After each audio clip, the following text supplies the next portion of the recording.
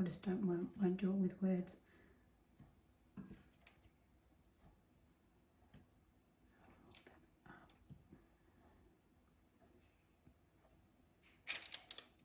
Done. All right, so I'm going to read through the ingredients. All you need to do here is just check that you've got them on the workbench. We're not worried about volumes at this point. So you'll need some desiccated coconut. You'll need some coconut oil. Got my coconut oil here. You'll need some honey. If you don't love honey, the other option you can do is use rice malt syrup because it has less of a flavour. You'll need some vanilla extract, essence, whatever you use. You'll need some frozen cherries. You don't have to actually have them out of the freezer at this point. And you'll need some frozen raspberries. Brilliant. All right, and then of course you're going to need some dark chocolate. I've got Choc melts just sitting there waiting to be loved. Excellent. Now in terms of equipment, you're going to need like a baking pan, but because we're not going to bake, you could actually use a plastic container.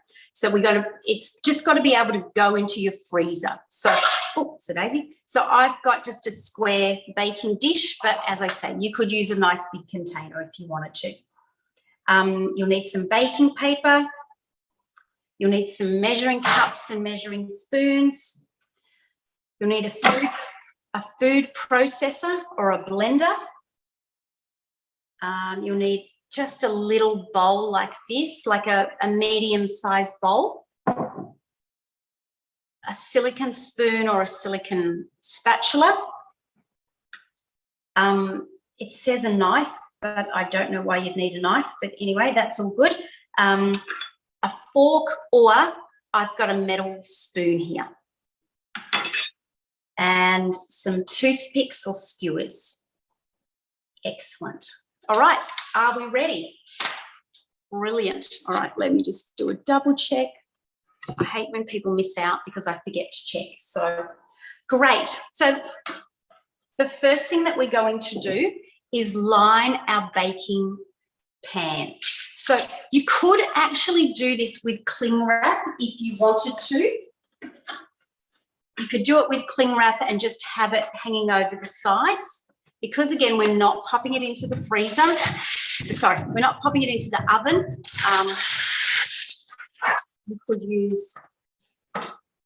You could use cling wrap. So when you do it again, that's something. I'm just giving you options as I talk. So I just keep this super, super simple. I've got a longer piece because I want to be able to take it out of the freezer at the end. So I just press my baking paper into the corners. Right. We'll press that into the corners. And then when it pops out again, you'll be able to see the 4 little corners that you pressed into. So there's 4 little corners there. You can either use a pair of scissors or a knife. And I'm just going, or you can tear it. You don't have to be that fancy. And then I'm just chopping. You can see that? I'm just chopping from the side into the corner. Don't overthink it. It doesn't have to be fancy and it doesn't have to be accurate. It's just we're creating some little folds. So if you can see that, I've got my corner just there and I'm going to just cut into the corner. So it kind of looks like a little angel when I let go, or a stingray. And then when you go to pop it into your container, you'll have a nice flat side. Now, at the moment, it's just going to pop out again because there's nothing to hold it down.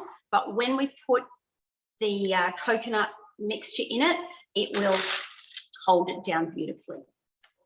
Now, don't overthink it. We're just cutting it so it will fit really nicely in the corners. Right. And then once you've done that, just pop that out of the way. because we don't need that for the moment. Fantastic. All right. Once you've done that, it is Operation Coconut Making. So we're going to do this in 2 sections. We're going to make a little coconut creamy type affair, and then we're going to make our berry mixture or berry and cherry mixture. So the first thing I want you to do is place 1 cup of desiccated coconut into the bowl of your food processor. 1 cup. So we're going to measure. Now, one thing that I will definitely stress to you is make sure that you've got a level measure of coconut. Don't go under. If anything, it can be slightly over, but if it's under, it's not going to be harder or firm enough. So we really need it to be firm. So I'm just measuring into my measuring bowl, and I'm going to give my cup just a nice little shake so it settles down. As I say, you definitely want it to be a level, generous cup. Mine's a little bit over, I'll just make that level. And then once you've measured, you can pop it straight into your food processor. Beautiful. I'm just going to remove a silly note. Excellent. Then the next thing we're going to do is we're going to measure out 3 tablespoons of coconut oil. 3 tablespoons of coconut oil. Now, it doesn't matter if your coconut oil is melted or not melted at this stage. It will end up with the same result. So because it's winter, your coconut oil will probably be firm, but when it moves into summer, the coconut oil tends to melt. So we're going to put 3 tablespoons of coconut oil straight into the bowl of your food processor. So mine is pretty firm. Sometimes it's really hard to dig out.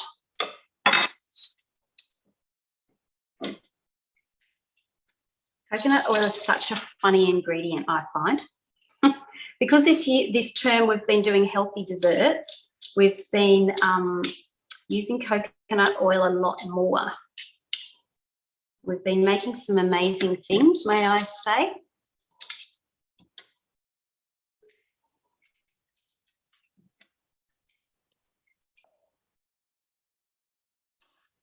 So 3 tablespoons of your coconut oil.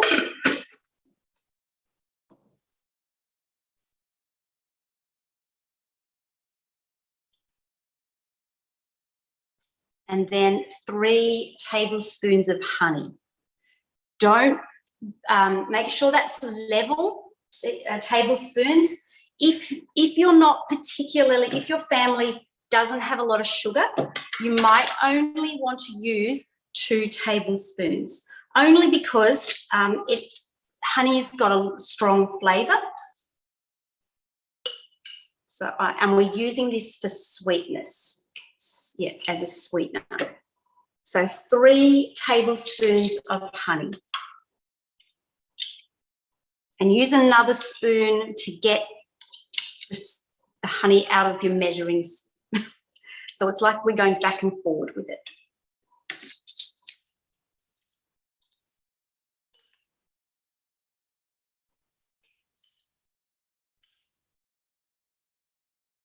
My honey's coming to the end of the bowl, the jar, so it's a little bit tricky.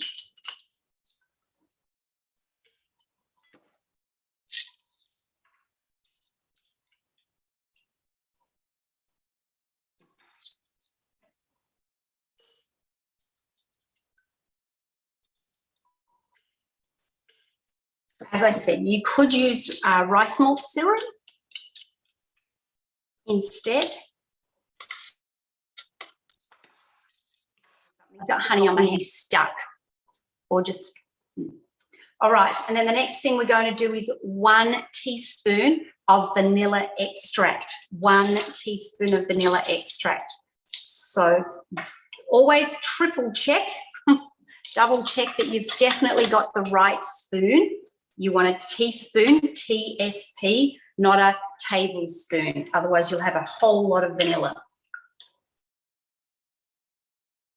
So I never measure over the bowl. I always measure at the side so that just in case I spill it, which sometimes happens, I'm not going to get it everywhere.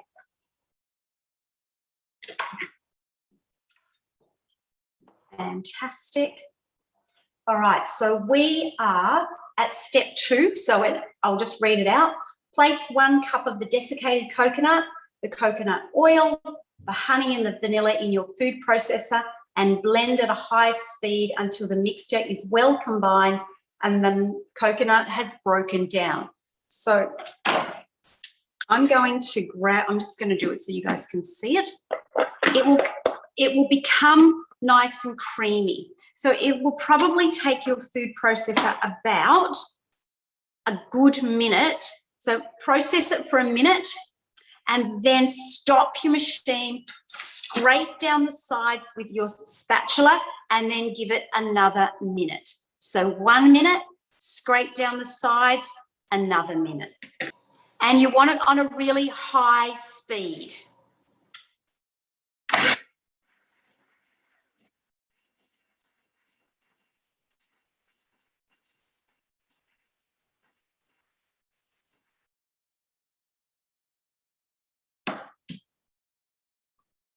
And then once you're done, I'm going to just put my mixture, you can see I've got a little cereal bowl. I'm just going to put it into a cereal bowl.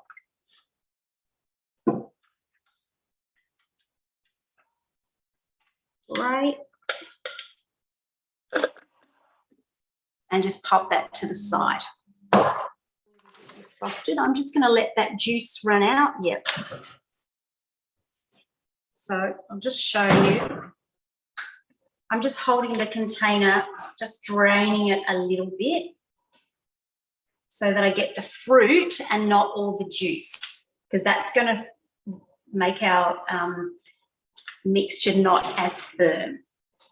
So it's 1 cup of frozen cherries straight into your food processor.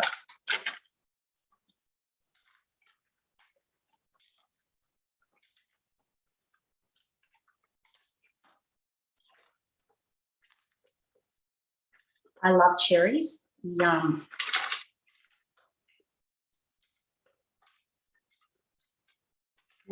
Challenging to get out of them.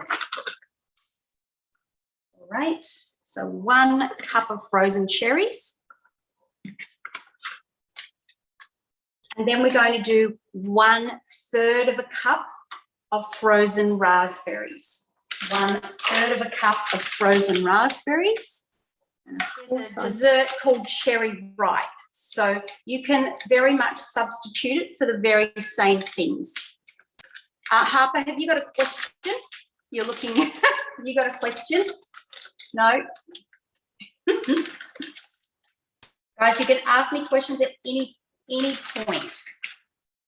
So it's 1/3 of a cup of the frozen raspberries. And as soon as you're finished with your fruit, I want you to pop it straight back into the freezer.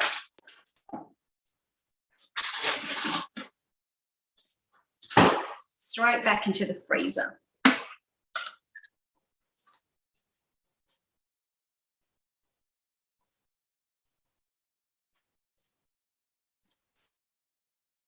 So it's 1 cup of frozen cherries, 1/3 of a cup of frozen raspberries.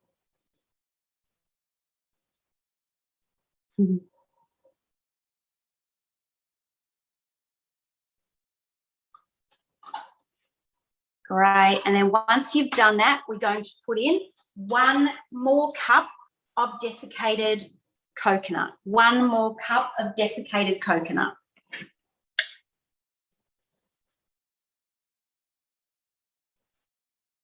Again, make sure it's definitely to the top of your measurements.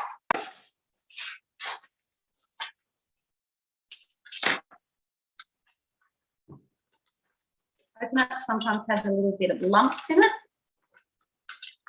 So I'm just giving mine a nice little tap just to get it nice and settled.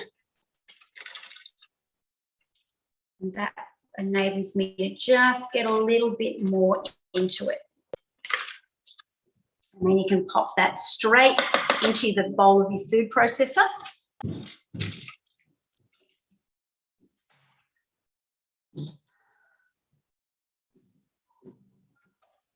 And then once you're done, the same thing. We're going to put our food processor on for 1 minute, scrape down the sides, pop it on for another minute. All right, on high. What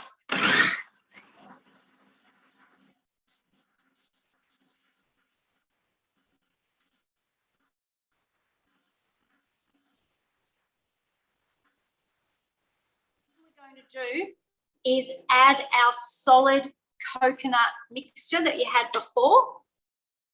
And then we're going to process it, but you'll only need to process it for maybe 30 seconds, just until it's combined. So 30 seconds or until combined. You don't even need to do it on a top speed, just do it on like a medium speed.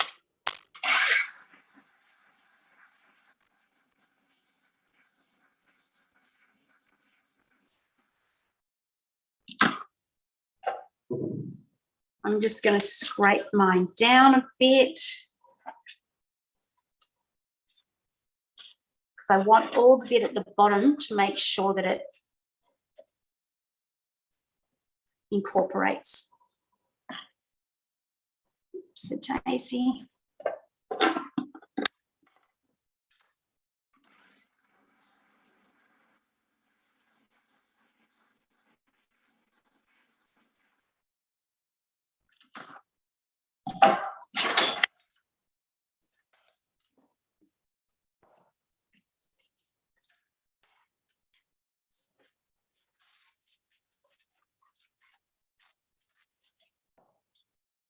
And then once you're done, once you're happy with it and it's come together, you'll see that it's kind of come together in some solid, a lot more solid.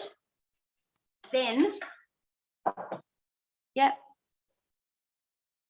beautiful. Once you've done that, then I'm taking my food, the little blade thing, and you'll find that some of the coconut oil might have even frozen the berry, or the berries have frozen the coconut oil. And then we're going to grab our container and start adding it to our container.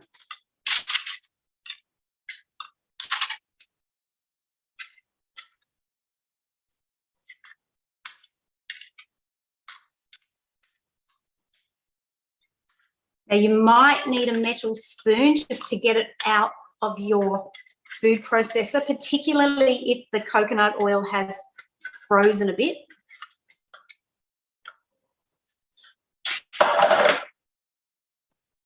All right, so mine's in my container, and then I'm going to start pushing it into the corners so it's nice and flat.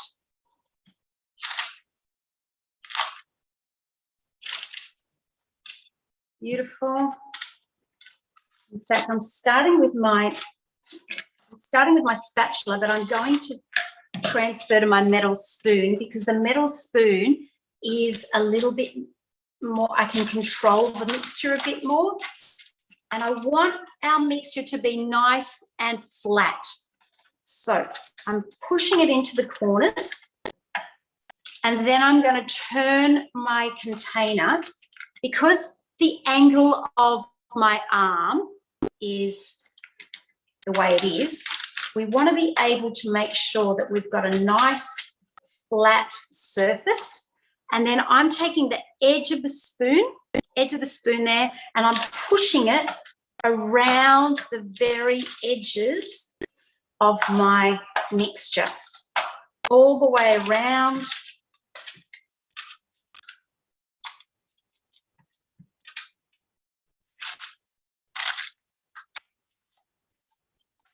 We want a really nice flat surface.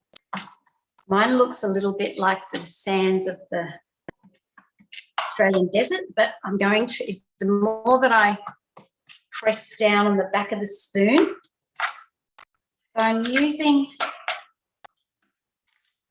just using the corner of the, or the edge of my spoon to go all the way around the edges of my baking tray, and that is going to really give me a beautiful straight edge.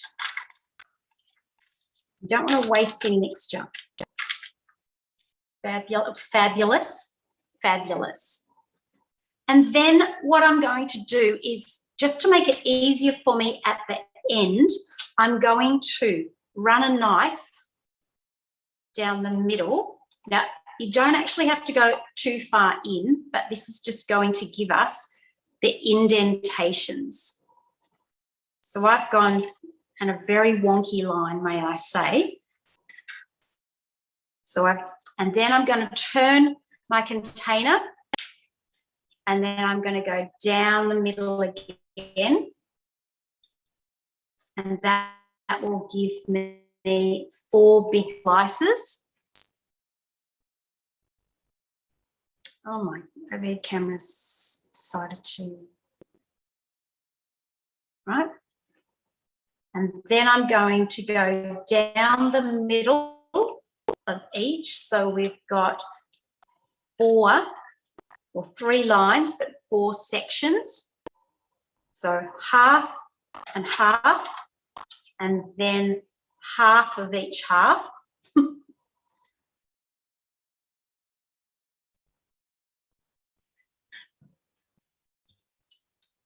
Beautiful. And then half, so then turn it again. So you're ending up with, let's just move that. So I've gone down the center, and then I've got a half and half. Then I've turned it down the center, and then half of each one of those. And that should give me 16 beautiful lines. Great. Now,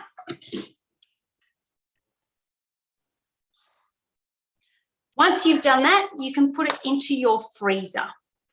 Put it in the freezer. Now, if you want to put some cling wrap over the top, if your freezer, because sometimes food can pick up the freezer smell.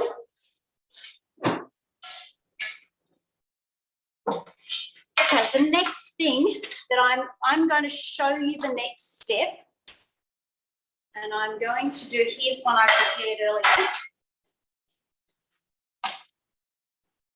So I've got my bars that I prepared earlier, and I've just frozen them. And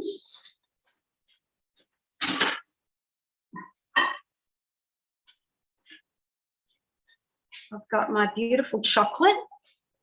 And the chocolate I literally just put on for 30-second bursts in the microwave. So 30 seconds, then stir, 30 seconds, then stir. You don't do this until your cherry ripe bars have been in the freezer for an hour. Like a cooling rack. Oh, there's my silly thing. No. So I've just got a cooling rack. You could use any sort of thing. And I've just put that. You could put it over a baking tray, like just a cooking tray.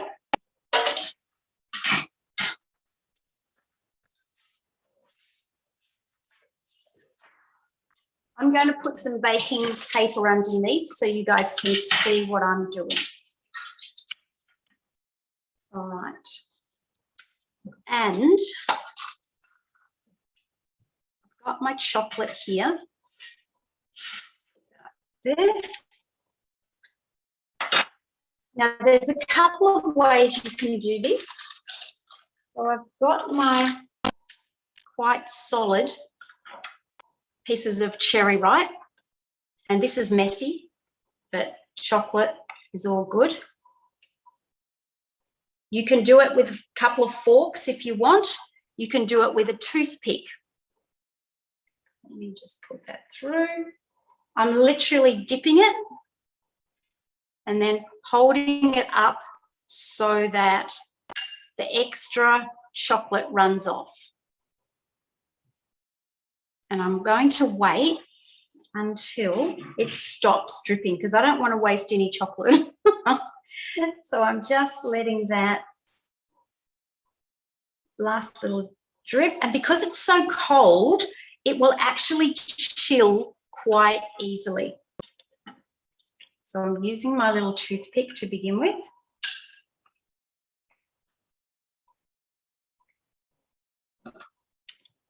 And I'm turning it over. I find that the toothpick works better. So I'm letting my chocolate run off. Can you guys see that clearly enough? Excellent. Now, if you want to be super fancy, you can melt some white chocolate and drizzle it across the top once the first lot of your chocolate cools down or goes solid. So it's literally dipping it into the chocolate, turning it over. So from the outside, you can't see that beautiful filling. You can only see the chocolate. Now, in terms of storage, once you put your chocolate on, your beautiful bars are going to be solid. So some people like to put them in the fridge. Some people like to put them in the freezer. I personally like them in the fridge because I want to be able to bite into something soft. But if you find that you want it firmer, then you can put it into the freezer. And so, because mine is, because my filling is so cold, the chocolate is going solid really quickly.